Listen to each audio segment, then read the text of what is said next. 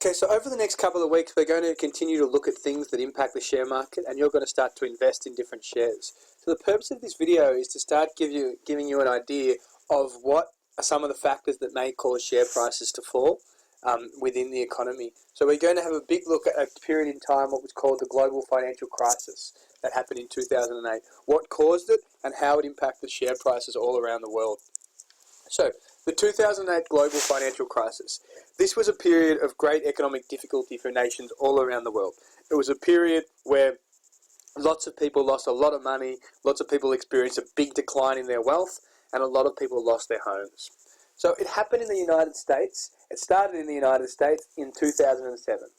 And it was started by a sharp fall in the price of many US houses. So what happened in America is in the period in the early 2000s, so from a period of around the year 2000 to the year 2007, house prices in America were going up really, really fast. So what would happen is that there was lots and lots of people buying homes, so the demand for property was really, really high.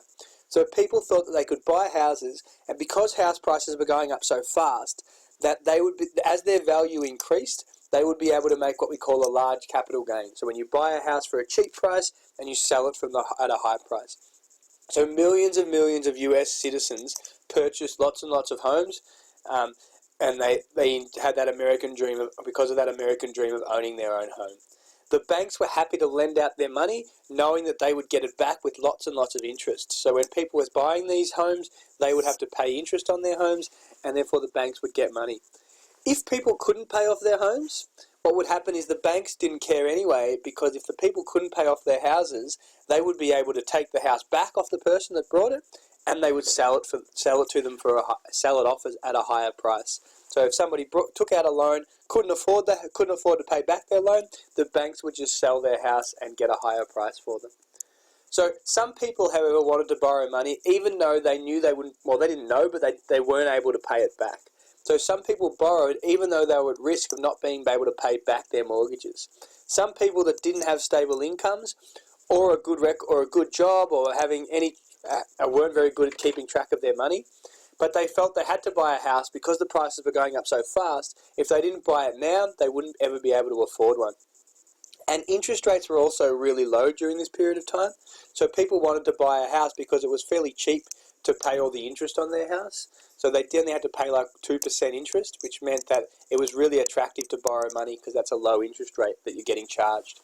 Some people, however, wanted to borrow money even though they knew they were at risk of not being able to pay back their mortgage. So these people didn't have stable incomes. They didn't have a good track record of managing their money. The bank continued to lend money to millions of citizens, often without checking if people actually had a loan, and had a job to pay back the money. So the banks were lending people millions of dollars, and they often weren't performing any what we call a credit check, where they actually tried to find out if people had a good job or had a stable income. So these loans were given out without credit checks, were called subprime mortgages. Subprime mortgage is a loan that you give to someone without finding out if they've got a good job or a solid source of income. So many low-paid workers, many immigrants brought numerous properties because the banks allowed them to do it. But the banks were allowing all these people to buy lots and lots of different properties. Many of these loans had low interest repayments initially, and then the interest rates actually increased throughout the loan, which made it hard for people to pay them back. So in 2007, after many years of increasing prices, what we call the property bubble began to burst. Many of these people who had borrowed money with these risky loans, with interest rates that they could pay back at the start, started to do what we call default on their repayments. They no longer could make the repayments on their loans. So what happened was the banks took their homes and put them up for sale. Now, while there was only a few people defaulting on their loans, this wasn't a big problem. But now that there were so many people defaulting, there were so many houses being put up for sale that suddenly the supply of housing went up and up and up. So all these houses were being sold at the one time, and that was far greater than the amount of demand for these houses. So what happened to the prices is they started to fall because there was lots and lots of supply and not much demand. So many properties that were once worth millions and millions of dollars were now only worth half as much. As house prices started to drop dramatically, Other people realised that they had a $400,000 loan or a $600,000 loan, but their house was only worth $200,000. So lots and lots of people stopped making repayments on their loans, and lots of people basically lost their houses because they couldn't make these repayments, and house prices started to crash.